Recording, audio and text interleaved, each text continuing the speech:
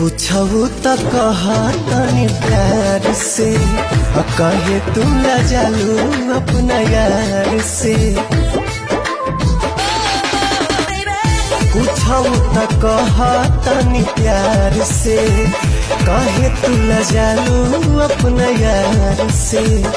कहो तो उठा ली जिंदगी के बोझा सब धन खाला रहा नजरी के सोझा।